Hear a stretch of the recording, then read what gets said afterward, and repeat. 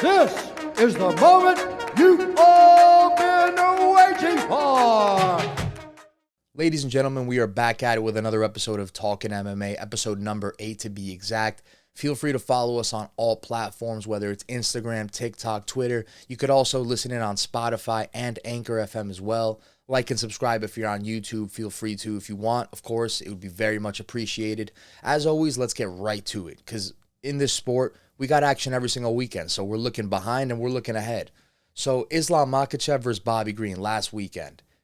It's a fight that is not surprising. You know, we, for the most part, as fight fans, we knew what was going to happen in that fight. You know, we knew that Bobby Green was going to come in very confident and a very exciting fighter.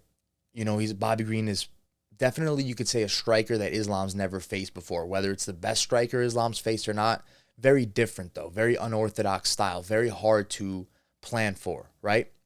So, again, we didn't know exactly what was going to play out in the stand-up, but in the overall aspect of the fight, I think most people pretty much envisioned this outcome.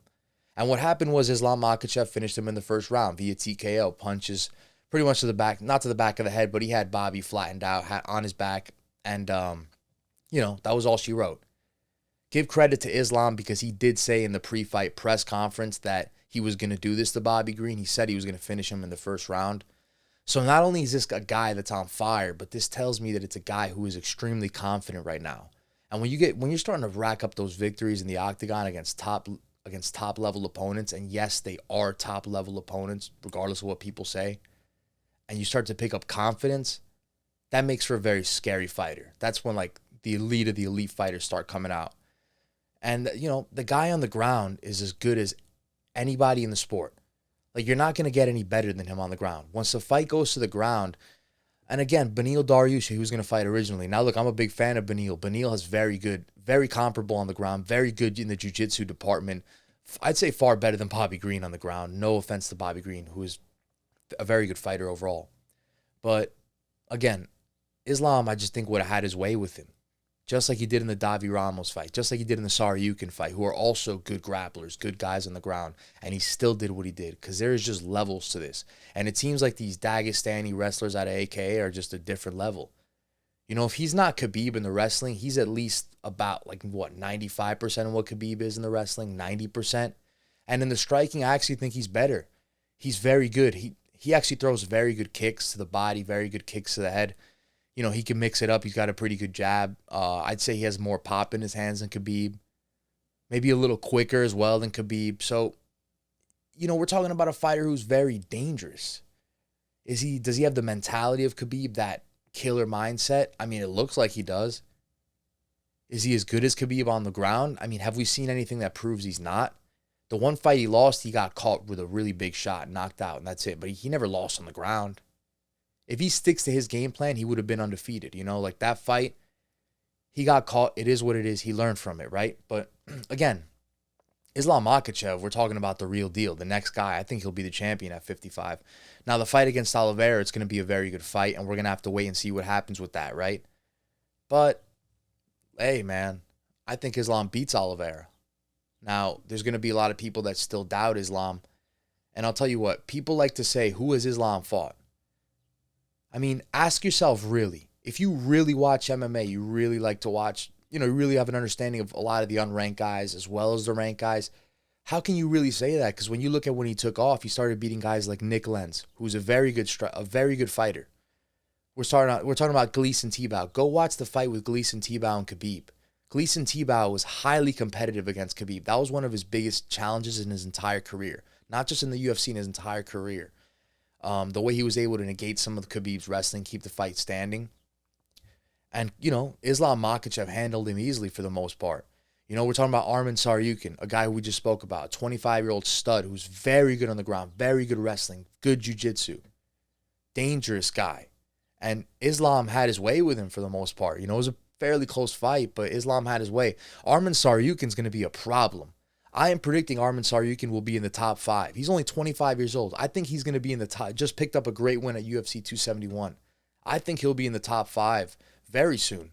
Because you know why? His matchup, the ground game, that is an advantage to have in the UFC. I've said it time and time again, and it's obvious. It doesn't take an expert to know that.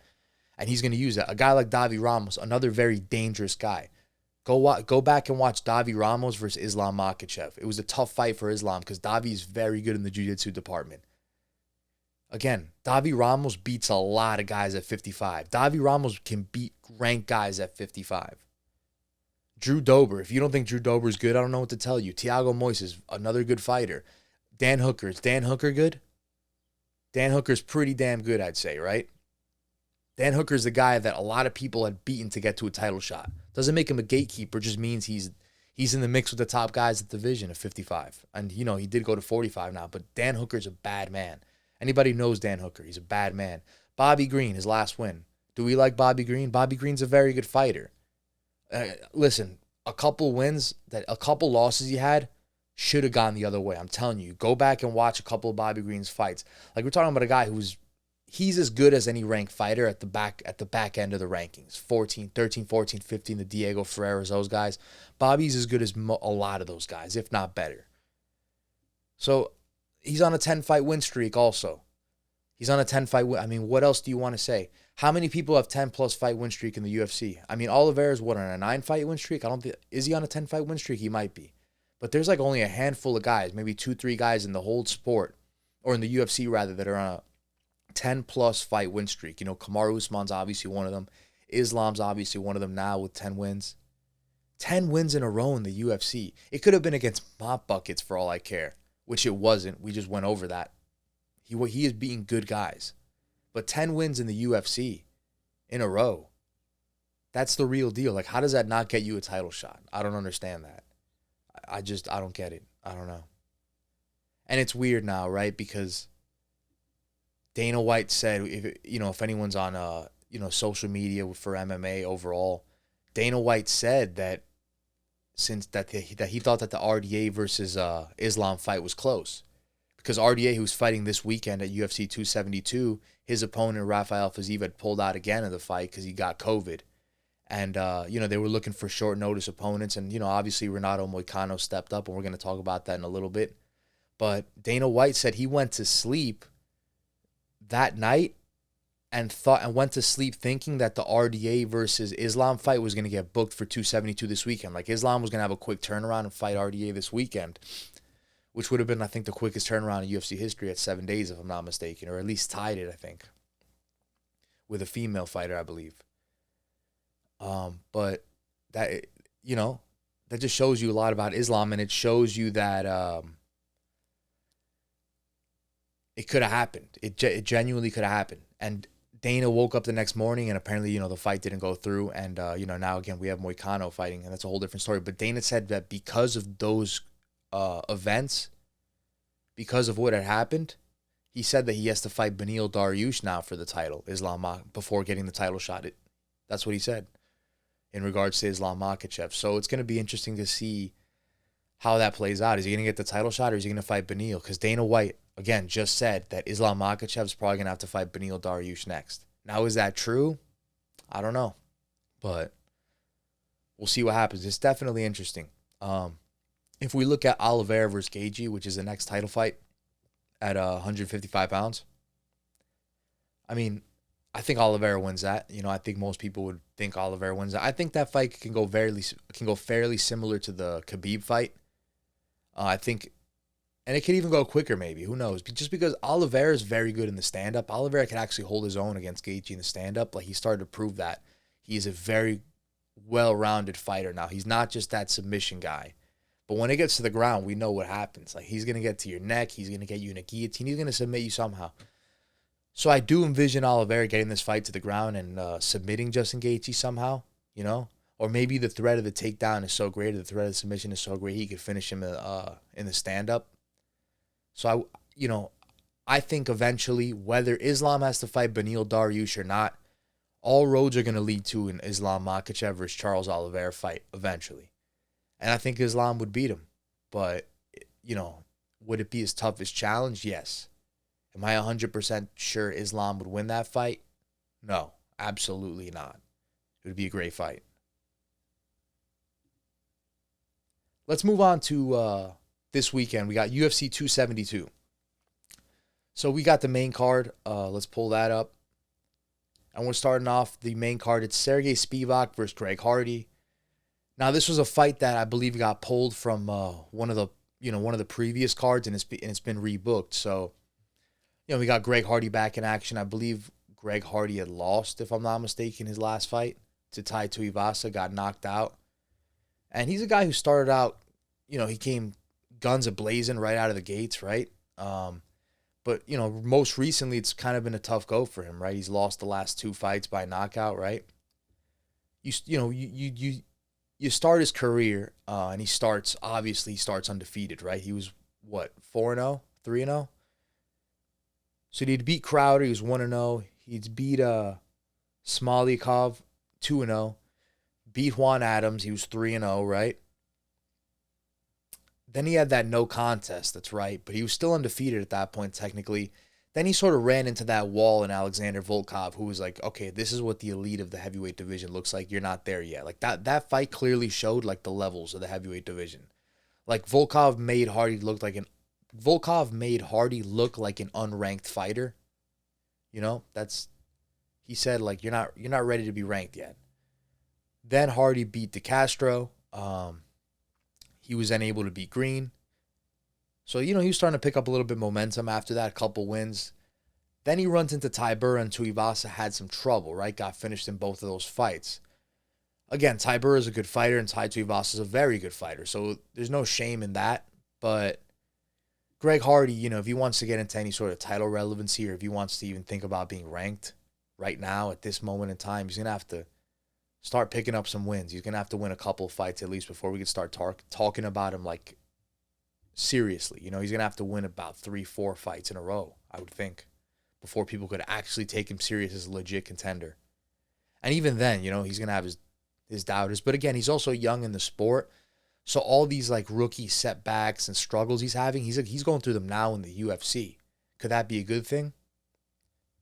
How much longer does he want to stick around? So the Spivak-Hardy fight, Hardy is the underdog in that one, plus 160. Sergey Spivak is a minus 190 favorite.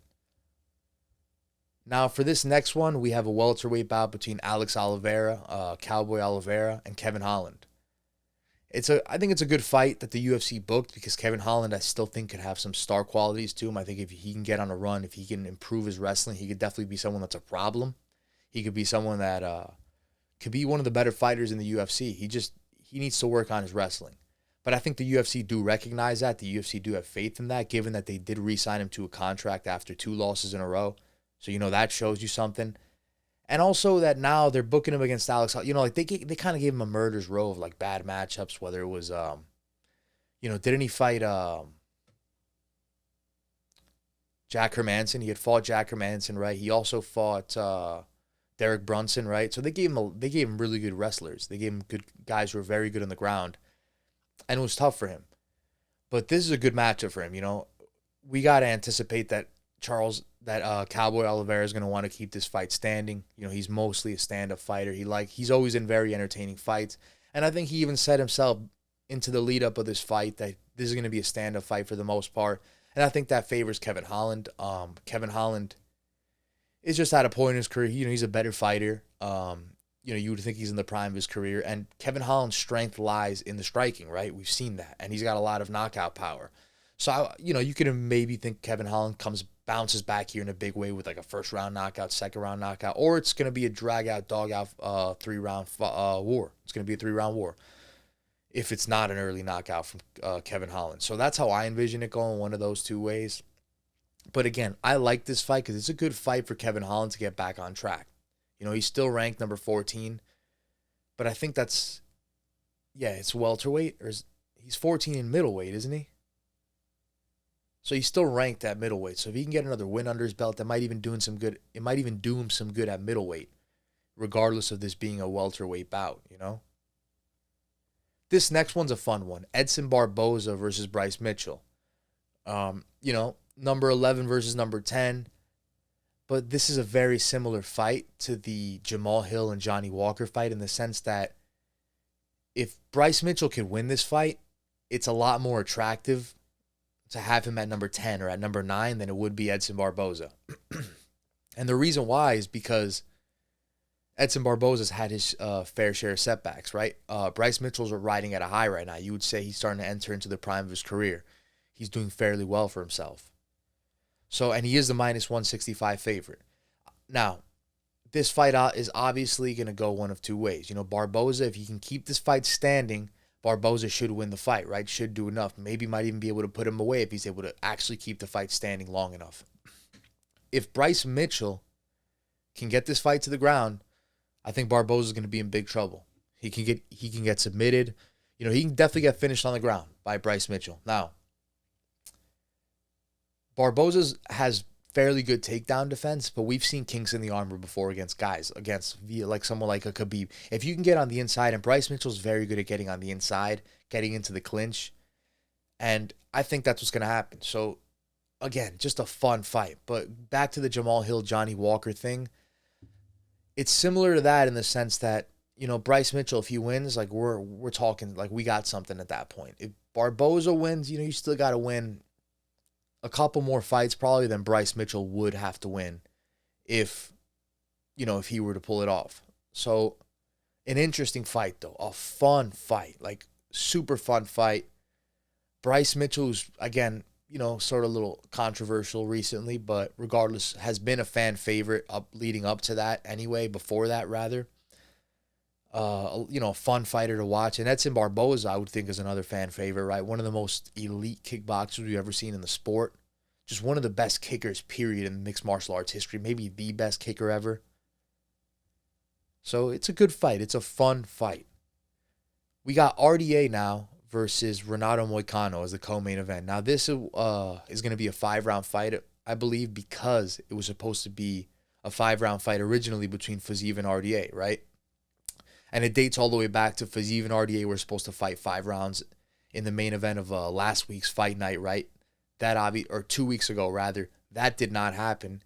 So it got rebooked to the co-main event of UFC 272, and they say, hey, let's keep it 5 rounds. Again, the fight fell through. So now that Moicano stepped up, you know, they said, hey, let's just keep it 5 rounds. Screw it. So I kind of like that, you know, and it's cool to have. I hate it when the card, I don't hate it, but I like it when there's more than one 5. I like it when there's more than one 5-round fight on the card. You know, I think it should be.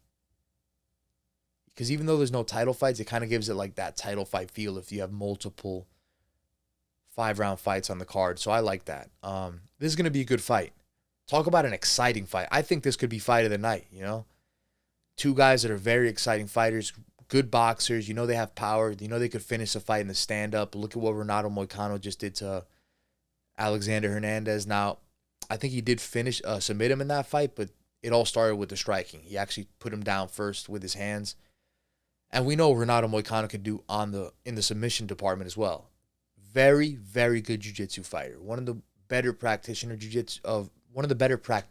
of jiu-jitsu and mixed martial arts. So definitely a fan of Renato Moicano. And then we got Rafael dos Anjos.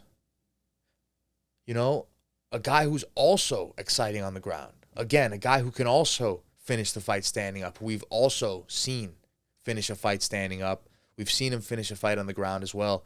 So I'm expecting a war here. It's number 6 versus number 11. So this is a pretty... I actually did not think it was that high of an implication fight on the lightweight division until looking at the rankings, because I didn't even realize Renato Moicano was number 11. Did not realize that. And RDA 6. I thought RDA was like 7. So that's interesting. You know, if Renato Moicano could win, a new contender might just have to emerge from the lightweight division. You know, we might be looking at a new contender. So it's going to be interesting. And now, of course, the main event. And I don't have to tell anybody that this is going to be a great fight. I'd say mostly based on the story. Because in the ring, you know, I do have my opinions. I do have my thoughts on how it's going to go. I don't think it's a great matchup for Jorge Masvidal, but we're going to get into that. So these guys, you know, if you don't know, Jorge Masvidal and Colby Covington, these guys used to be pretty much best friends. Like, you could find Jorge Masvidal saying that he's his best friend on video. You could find Colby Covington saying that he's his best friend on video. Colby Covington lived in Jorge Masvidal's apartment for 9 months in South Florida when they trained together out of American Top Team, when they used to be, again, almost best friends pretty much. And again, they were really tight, right? And where it sort of went sour apparently is that, you know, Colby's whole persona changed, right? We thought that Colby was going to get cut from the UFC, or Colby thought he was going to get cut from the UFC. They had told him that. That's when things started to sour with Masvidal. You know, Masvidal said that Colby didn't pay him his coach $12,500 after the RDA fight, the interim title fight that he owed him. That was his percentage of the cut, apparently. And Jorge Masvidal says that Colby didn't pay his coach, Paulinho Hernandez, his striking coach. You know, fairly well-respected striking coach in the mixed martial arts world. And, you know, Colby said apparently that in a rebuttal, he said that there was only a five, that you're not supposed to pay the coaches anything or the trainers anything, that there's only a 5% gym fee, that, you know, a 5% fee of his purse that goes to the gym. That's what he said. He said you could ask Dan Lambert. So it goes both ways. Again, Colby's attacking Masvidal's wife, his kids now. It's getting extremely personal. Extremely personal. So this is a fight that, you know, it's got a lot of bad blood. Like, these guys legitimately want to kill each other. No joke. They want to, like, legit kill each other. Now, Colby Covington is far more successful in the takedown department when he's getting these takedowns against the cage. Because he doesn't really he does go for the takedowns, but he's way more successful when he can get you up against the cage, grind your back up against the fence, and then take a leg or two and then trip you down. That's usually what he does. So if Masvidal wants to have even more success in the takedown defense, I would say that his best bet is to keep this fight in the center of the octagon. Now, that could be a problem because Colby Covington loves to keep the pace, so it might put Masvidal on the back foot.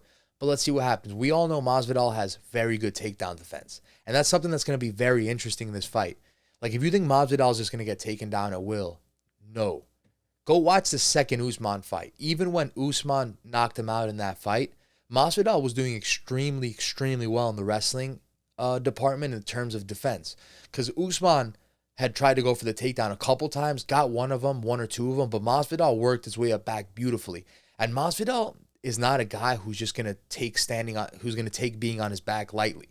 He's going to throw elbows. He's going to throw punches. He's very aggressive from his back. He's also, not only is he very good at taking down defensively with the takedown defense, but he is also very good offensively from his back on the ground.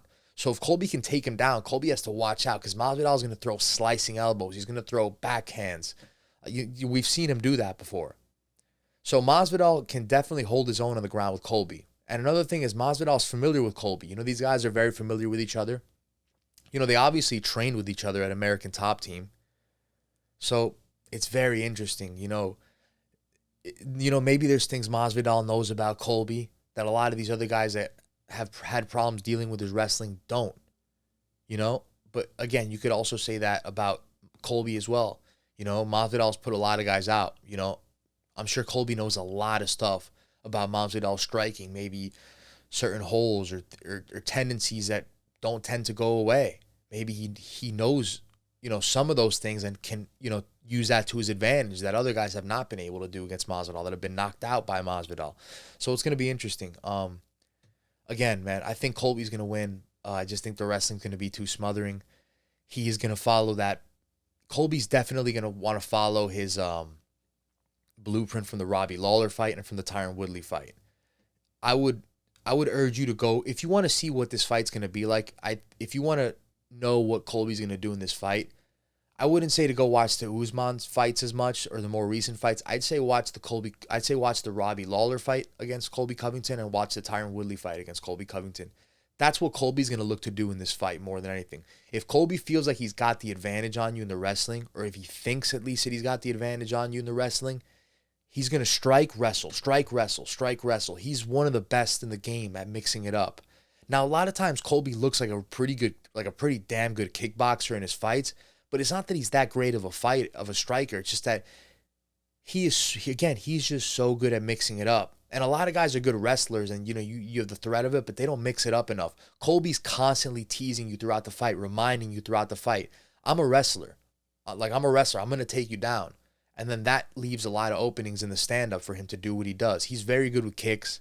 You know, so Colby's definitely not a bum. It's not going to be a prototypical fight of, striker versus a wrestler. Not at all. Because Masvidal is, again, very good off the ground, very good off his back offensively, very good takedown defense.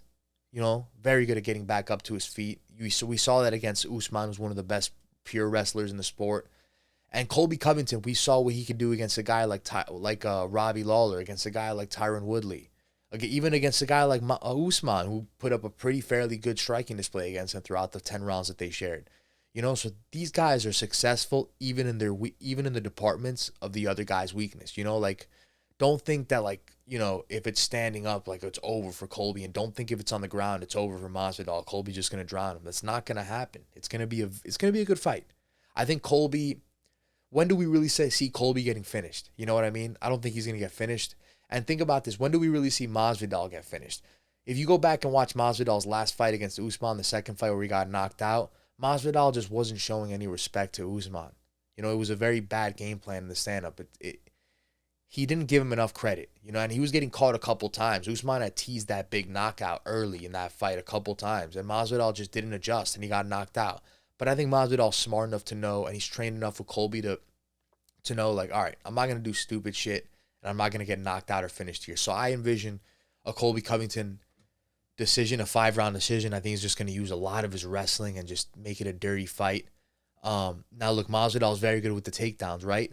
Here's the thing. Masvidal also has a fairly good gas tank. We didn't see that gas tank in Abu Dhabi against Usman because that was like a, 5-6 day notice. But for the most part, if you give Masvidal a full camp to prepare, Masvidal is a good gas tank.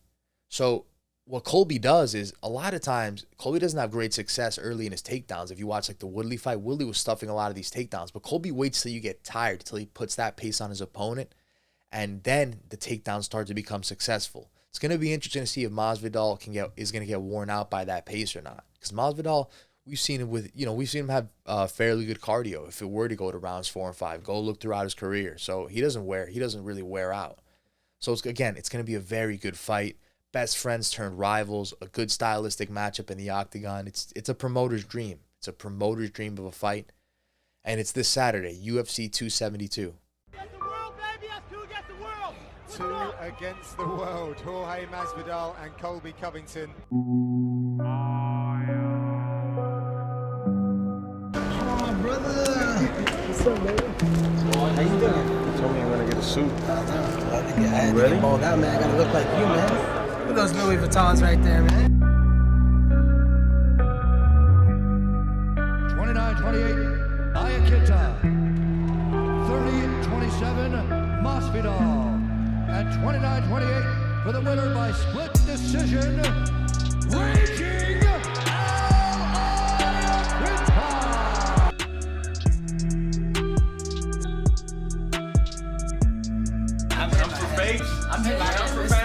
I want to ask you a question.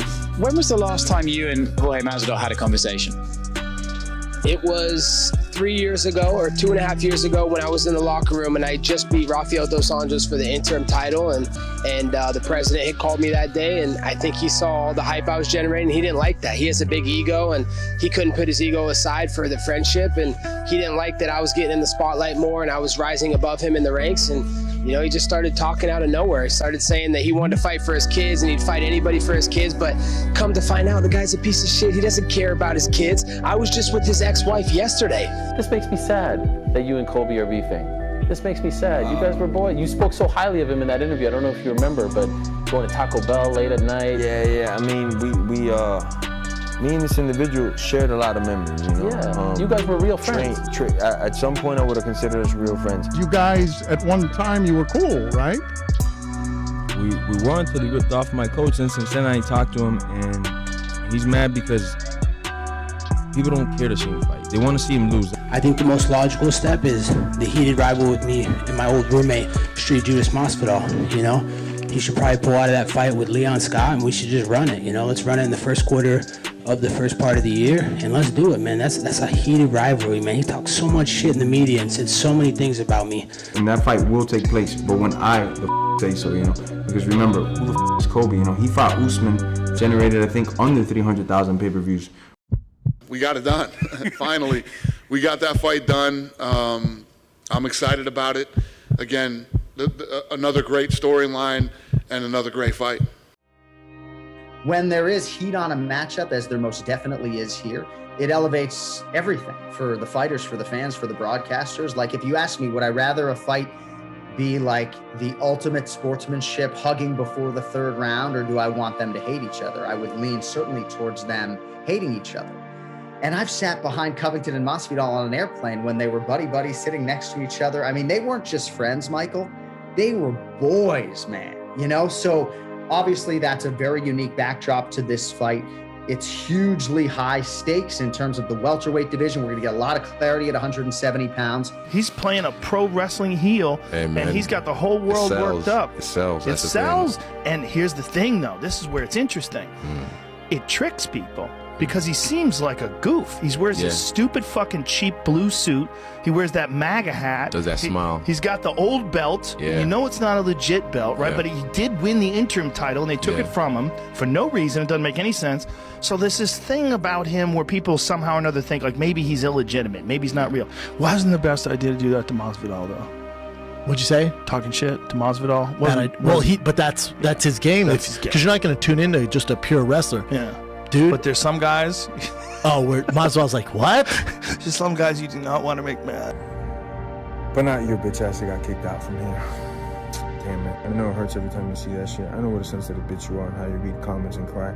I can't imagine every time you see this symbol, it just hurts, man. He started to get jealous and envious of my rise and success up to the top. You know, he wanted to backstab me like the bum he is, you know, like he does to everybody. I want to make it seem like the Ben Askren fight was very merciful compared to what I'm going to do to Colby. I will get locked in a cage and not go to jail for beating his because he said some things in the media, and now it needs to be settled, because if I beat him up on the streets, he's not going to have anybody to pay his medical bills. You'll be in the gym. I'll walk in the gym. Guess who leaves right away through the back door? Take a wild guess, everybody.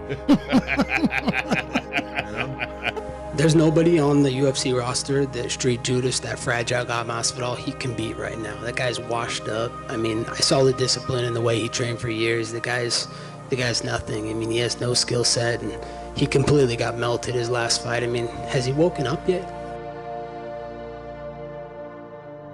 That's my roommate, that's my best friend right there. I ain't got to worry about nobody grinding on me after I got him on me.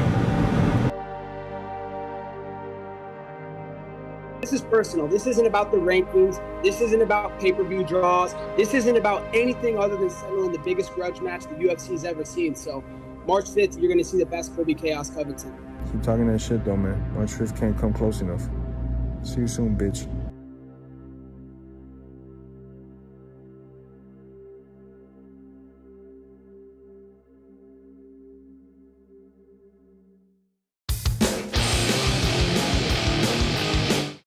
So for my first ever fight picks, we're going to start off at the bottom of the card with Sergey Spivak versus Greg Hardy.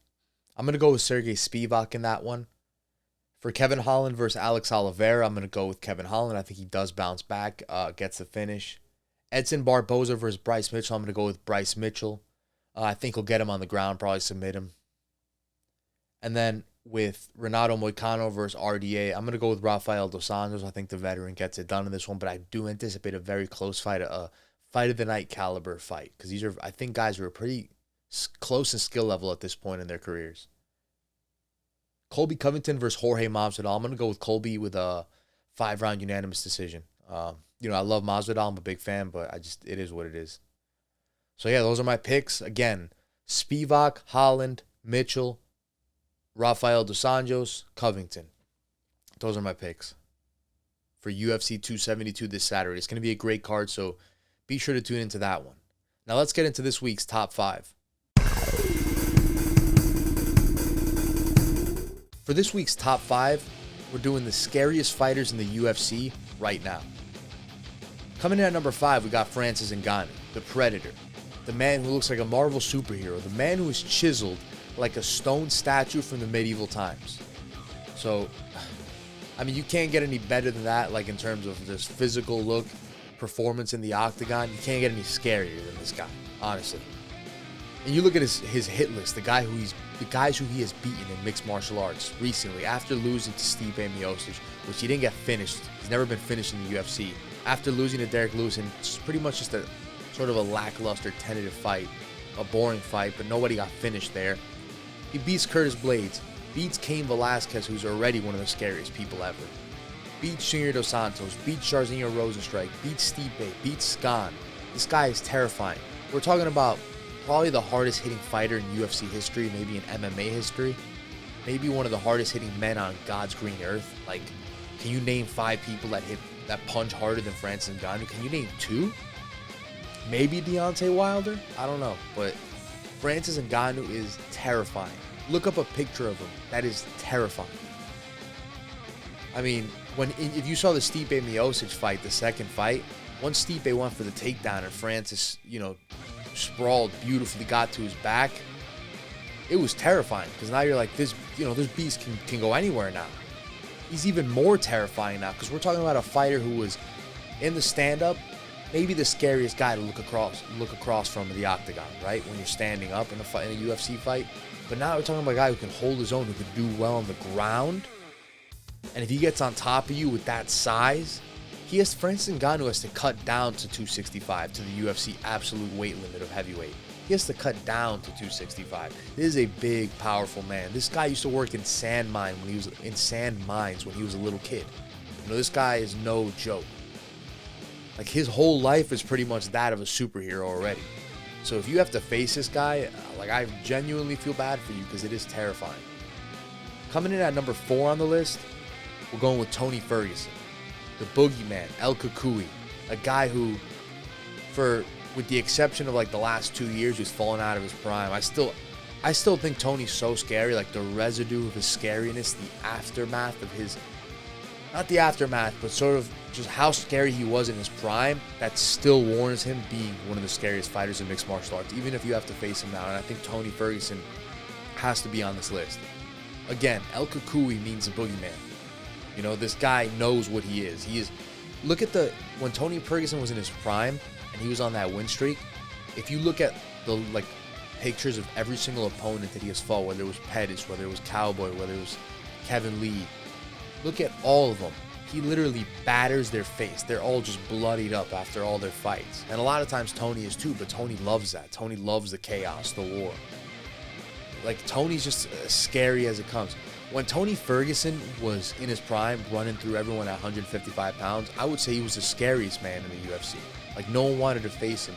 Justin Gaethje, when he fought Tony Ferguson on short notice in Abu Dhabi during the start of the whole pandemic, and they saved that whole card, Justin Gaethje said he was having nightmares. Justin Gaethje said he was scared, it was scaring him to have to fight Tony Ferguson in preparation because he was scared of Tony. Tony's a damn boogeyman. And another thing that makes Tony scary also is you have to put this guy away completely to get rid of him.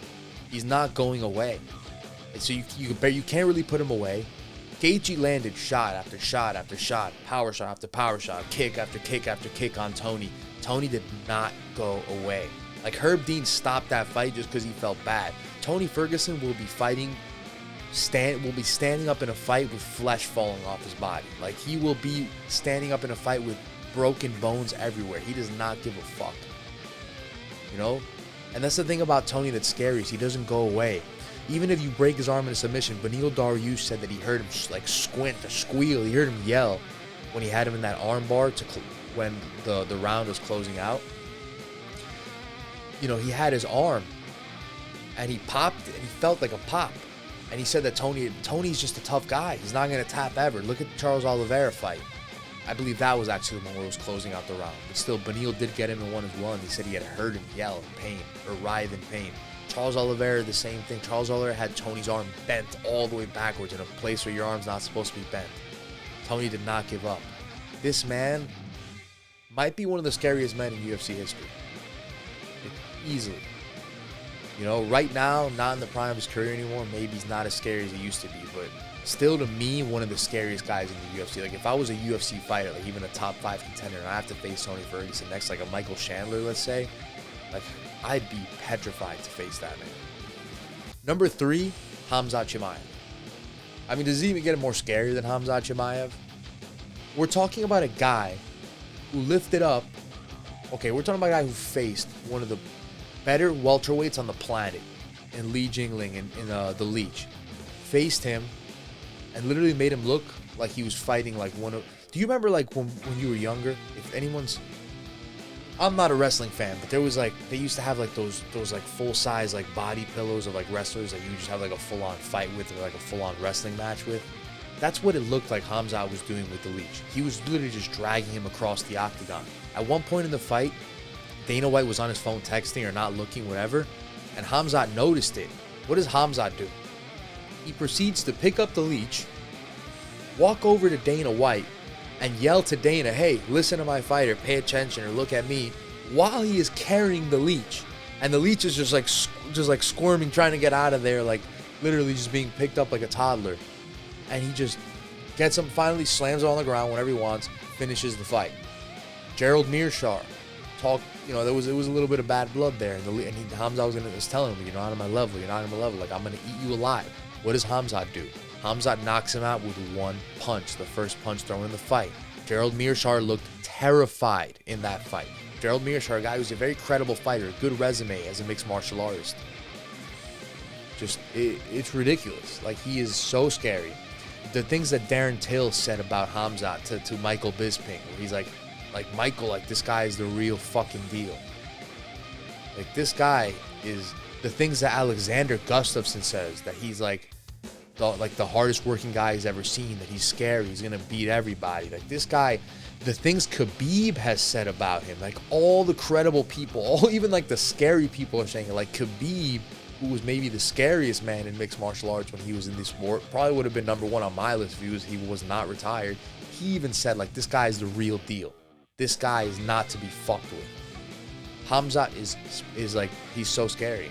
If you look at one of it, and Khamzat's been doing this for a long time. You look at one of his fights before the UFC, the promotion he was in before the UFC, and he literally just picked up his opponent similar to the leech and went all the way to his corner with his opponent because he wanted to be closer to his corner. He wanted to get that advice. He wanted the advice right in his ear, literally. So he said, oh, you're coming with me.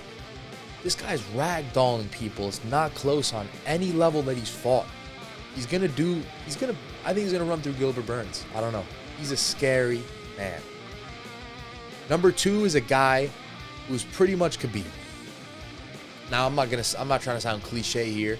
He's very different from Khabib as well. He's different in the stand-up.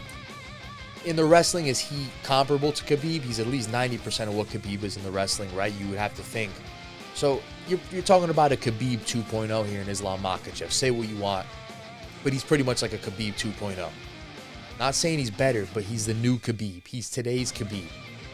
Pretty much a better striker. Because the wrestling's not going to make a difference. Even if he's 90% the wrestler Khabib is, he's still better than all of them. Khabib was like at least 30-40% better of a wrestler than everyone else anyway. So it does not matter. Islam Makhachev is a scary man. Islam Makhachev, right now, is sitting in the scariest division in the UFC, in mixed martial arts actually. The most loaded division in mixed martial arts. And nobody wants to fight this man in the top 10. People refuse to fight him. Again, you're talking about a division that is maybe the most competitive, the most talented, and the most fierce in the sport of mixed martial arts. The best division in the best promotion in the sport. And nobody wants to fight this guy. Does that not say something? We just spoke about Khabib and how highly people regard his opinion. See what Khabib has to say about Islam. And I know they're like brothers pretty much, but again, there's levels to this. These Dagestani wrestlers out of AKA, these guys are just next level. Nobody wants to fight Islam for a reason. I wouldn't want to fight him either. Look what he's been doing. He's literally starting to get to the point where he's climbing up this list rapidly just because he's getting even more confident. He's getting hotter and hotter, and he's getting more and more confident. He's finishing guys quicker and quicker. Dan Hooker, Bobby Green.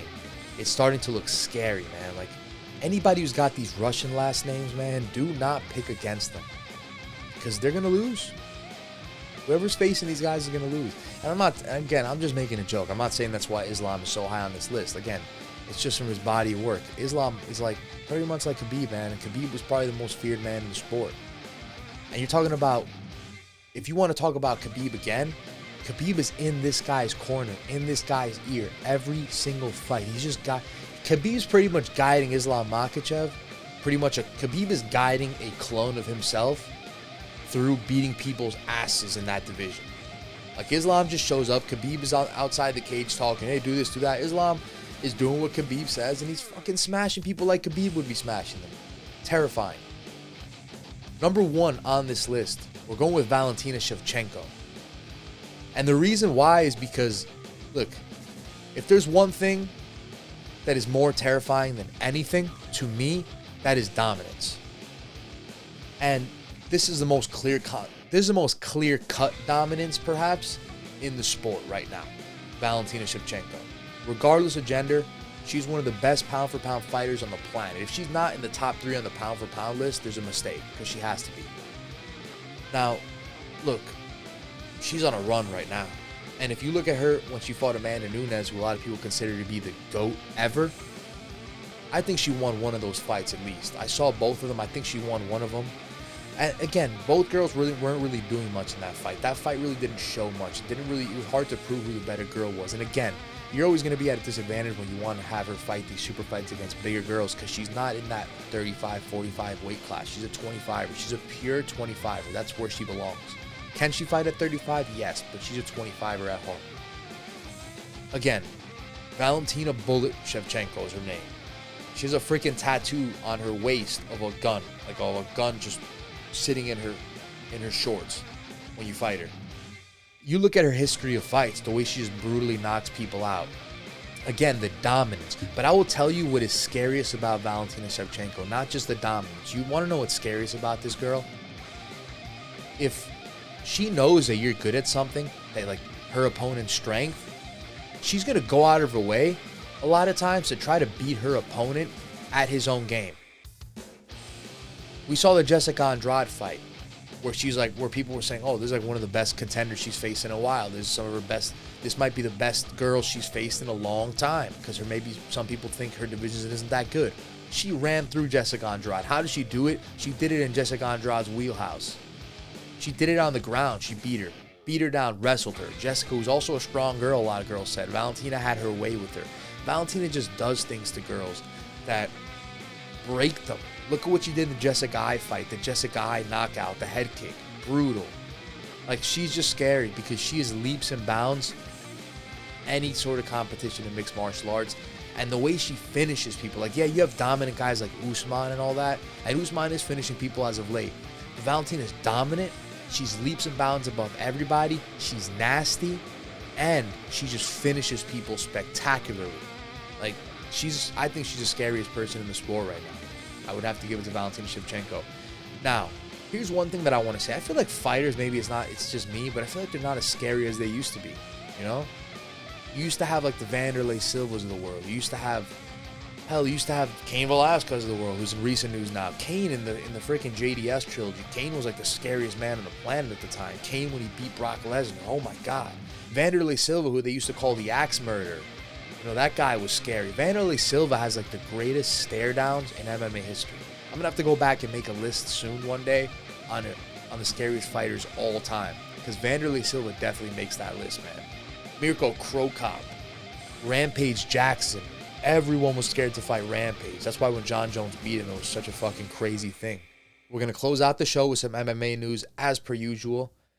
And yeah, we're going right to MMAfighting.com, who is our usual source for mixed martial arts news. UFC 272 paths to victory. Colby Covington versus Jorge Masvidal. Yeah, people know that Colby's got to use the wrestling, and people know that Masvidal, you know, his advantages in the striking. But again, this is such an interesting fight because these guys know so much about each other. You know, they've been training. Again, they haven't hung out in a few years, right? They haven't trained in a few years, so maybe they don't know what they've been up to lately, but still. An intriguing fight. It's a better fight stylistically in the ring, in the octagon, rather than people are giving it credit for. Like, a lot of people think it's just a great story, but it's a shit matchup. No. And, Colby might come out there and just dust him, and I might be wrong, but I don't think so. Go look at Masvidal's takedown defense. Go look at Masvidal's work from his back defensively. Go even look at Masvidal's wrestling in the past on people. He's good on the ground. Masvidal's not bad at all on the ground.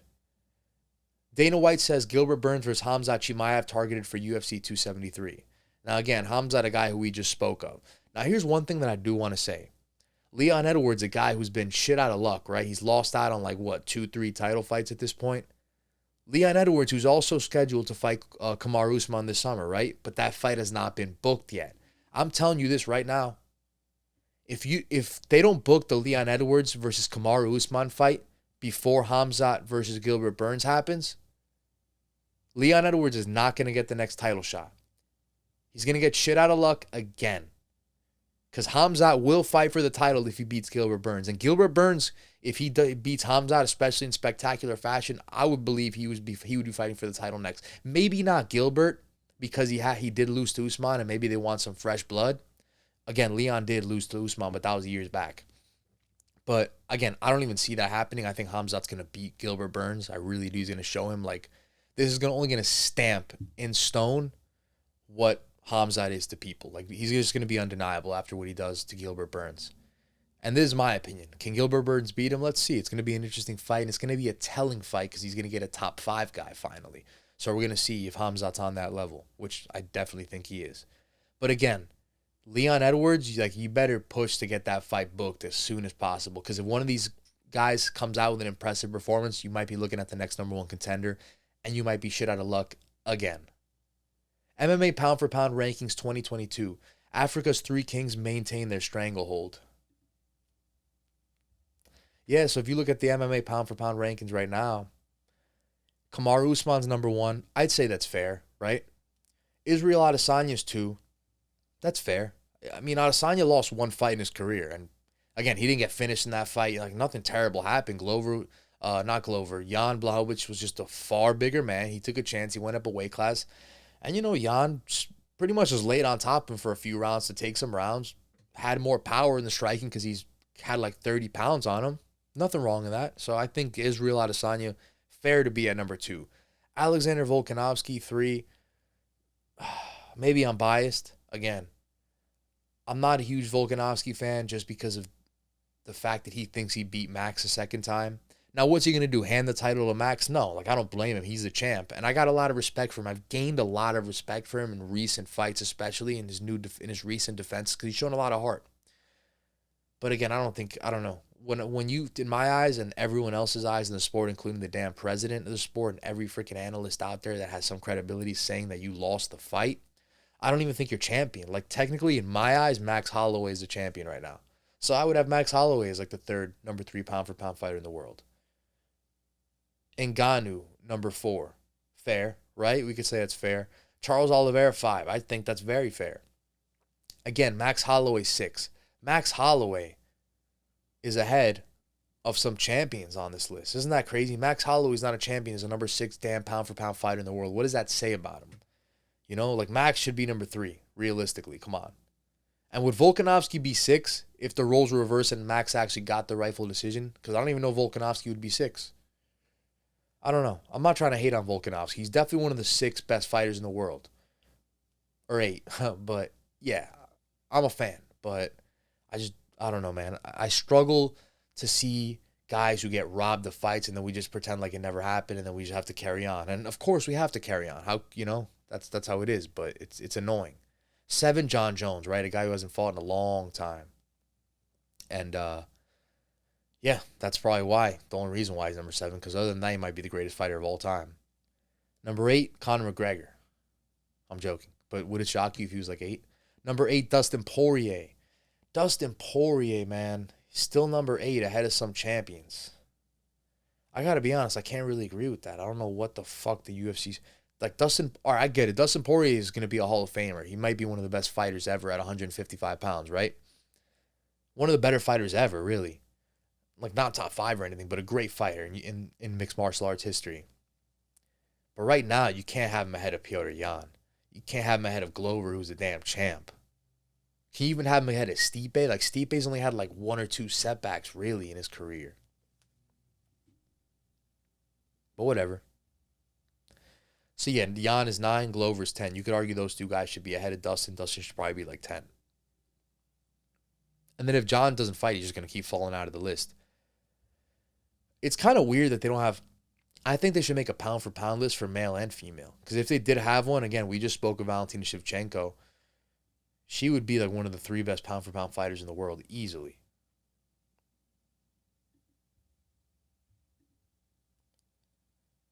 Pros predict Colby Covington versus Masvidal, UFC 272. Again, a lot of people have Colby Covington to win this fight. A lot of people, and that's where the money is, right? What are the odds on that fight?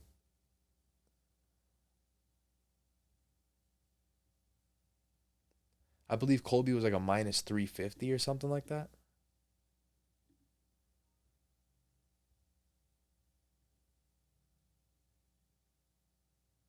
Yeah, Colby's at a minus 310. So, again, you know, if you want to bet at Masvidal, who's at a plus 255 right now, is it worth it? I mean, I don't think you're gonna get your money because I don't think Masvidal is gonna win. But hey, if you bet on Masvidal this weekend and he wins, then good for you. Dana White reacts to Cain Velasquez being charged with attempted murder. I don't want to speak on the Cain Velasquez thing. You know, it's a little controversial.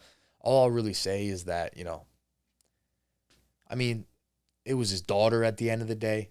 Should he have tried to murder a guy? I don't know. That's up for debate. I mean, well, no, obviously you shouldn't try to kill a fucking person. Of course not. But it's tough, man, given who it was. It's his daughter that was molested. And then, you know, just a tough situation. I hope everything goes well for Cain. A lot of fighters are standing up for Cain now, so that's good to see. Dana said, I obviously feel bad for him and his family. It's a horrible thing. I don't know enough details to speak on it, but from what I've heard, you know, we all say we'd do it if it ever happened to us. Cain did it. That says a lot about sort of how I feel. I would tend to agree with Dana there. Jorge Masvidal says, I'm going to make it look very easy against Colby Covington at UFC 272.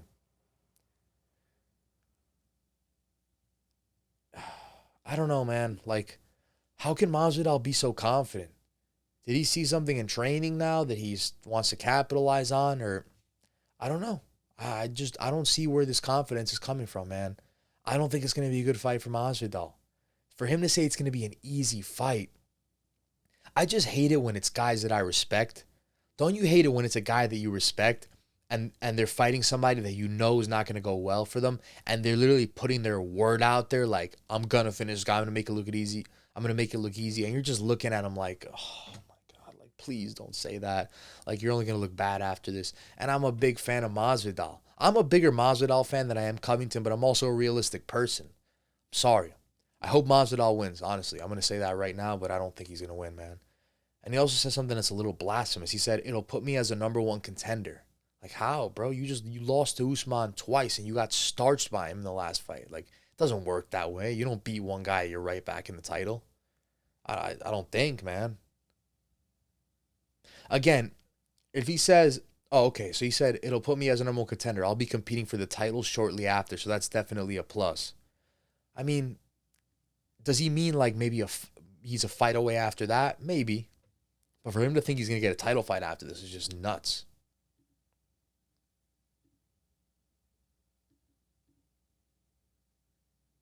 Colby Covington wants to settle his personal beef with Dustin Poirier after UFC 272. He's talked too reckless. Now, again, I saw that, and I think if Colby Covington wins, do not be surprised if he grabs that microphone and just calls Dustin Poirier out, and if that's the next fight. Because Dustin might fight at 170. Does Dustin want to keep making that weight cut at this point of his career? I think a Colby fight could definitely generate some money. There's also some bad blood there. Not nearly the bad blood or the rivalry as, you know, say the Masvidal fight, but there's bad blood there for sure. So, again, if that fight were to happen, that could sell some pay-per-views. So I know Dustin says he would only fight him in the street, but why not reconsider it? If you really want to smash his face and you think you could smash his face, why not get paid for it? So, Covington speaks on Poirier. He said, the last time he was talking to you clickbait merchants, he was saying, oh, I'm going to fight Colby in the octagon when there's finances on the line. I'm going to fight him in the streets and we're both going to go to jail. It's funny, very ironic, because he talks about being a family guy, a good guy, but he wants to fight me in the streets and potentially go away from his family. Dustin Poirier had all these stipulations to fight me. I just have one stipulation. My one stipulation is he lets the world watch and enjoy themselves. They didn't put the full quote in here, but what he says, my stipulation is to watch the world just enjoy themselves, something along those lines. He says after, kind of like what you do with Conor when he's in your bed, when he's in bed with your wife or something like that. Like Colby is crossing all lines in this fight. Like he's going after Masvidal's kids. He's going after you and Dustin Poirier's wife, all that shit, dude. Colby, there's no line for this man. Like Colby Covington, there's no line in the sand. He's going to tell you everything in the trash talk. He spoke about Usman's parents, his father, his mother. You know, there's no line to be drawn. Dana White confirms Joe Rogan will return to commentary team at UFC 272. So for the first time ever, we have the trio of Joe Rogan, Michael Bisping, John Anik. So it's going to be fun to watch those guys together. I've never seen that before. Dana White, Islam, this is what we spoke about earlier. Dana White says Islam Makhachev turned down Rafael dos Anjos fight, so now he has to fight Beneil Dariush next. Again, he thought he had that fight done with RDA and Islam for UFC 272. Is that his punishment? But it's weird. Like, Islam has won 10 in a row. You're going to have to give him a title shot eventually. And Dana said to Khabib before this that Islam was going to fight for the title. So I don't even know if I believe that all the way. Greg Hardy slams Tai Tuivasa, claims he's a crybaby liar who wouldn't fight him again. Why does he have to fight you again? I mean, he finished you. Cain Velasquez took law into his own hands after high-speed chase, alleged shooting. So is this like the full, like the, you know, some more details in the story? Former heavyweight champion Cain Velasquez has been charged with attempted premeditated murder and other charges after allegedly shooting at a man charged with molesting a close family relative, his fucking daughter. Yeah. Well, they didn't write that. I said that. The Santa Clara County District Attorney's Office announced the charges 2 days after Velasquez, 39, was arrested Monday and booked on suspicion of attempted murder. Velasquez's arraignment was delayed to March 7th. He remains in the Santa Clara County Main Jail North after bail was denied and has been issued a no-contact order with the 3 witnesses to the alleged crimes. Prosecutors say the former UFC heavyweight champion fired a .40 caliber handgun multiple times into a truck carrying Harry Golart Jr., 43, the man who was charged with molesting his close relative. Velasquez also ran the truck, a Chevy Silverado, with his Ford truck. So he was coming to fucking kill the guy. Shit. He really was. He was coming at him with a gun, ramming him with his car. Velasquez faces a total of 10 charges per ESPN. Attempted murder, shooting at an occupied motor vehicle or aircraft, with 3 counts of assault with firearm, 3 counts of assault with a deadly weapon, willfully discharging a firearm from a vehicle and carrying a loaded firearm with intent to commit a felony. If convicted, the ex-champion faces more than 20 years in prison. And again, this from MMAfighting.com. Goulart Jr. and another female relative in the car were unhurt in the alleged incident, but a 63-year-old male relative of Goulart's was allegedly struck by gunfire. This relative is expected to have survived after being taken to the hospital. So I guess Cain shot the wrong guy. He saw someone else in the car and said, I'm going to shoot him as well. I'm assuming here, right? I guess we're going to have to wait till more things are released, but that's, wow, that says a lot, huh? Tyson Fury will retire after Dillian White bout. I saw this on Ariel Helwani's show on the MMA Hour. Tyson Fury said that this is going to be his last fight, the Dillian White fight.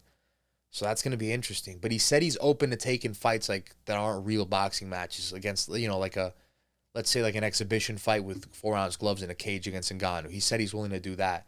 So I don't know if I fully believe him the way, because he also said he'd come back for a big money fight if it's worth it. Kind of sounds like a Henry Cejudo retirement to me. Now, granted, Henry hasn't come back, but he doesn't shut up either. Wrestling standout Pat Downey to make MMA debut at Bellator 277. That's going to be fun. Miko Pereira says, Khamzat Chimaev, not this monster people have created. Expects to see the real Chimaev against Gilbert Burns. So we just spoke about that. I mean, I guess he disagrees with me. It's going to be interesting. Let's see what happens. If that fight can get booked between Gilbert Burns and Khamzat, we're going to see a lot. It's a big fight for the welterweight division for sure. Because Gilbert Burns beat Wonder Boy previously. Why not give him another title shot and beat Khamzat after this? I think that's fair. And he's only got to have really dropped Usman like that, right? Like, Usman got dropped to like one knee when Gilbert Burns hit him with that shot in their fight. And a lot of people thought Gilbert Burns could have beaten Usman going into the fight, so.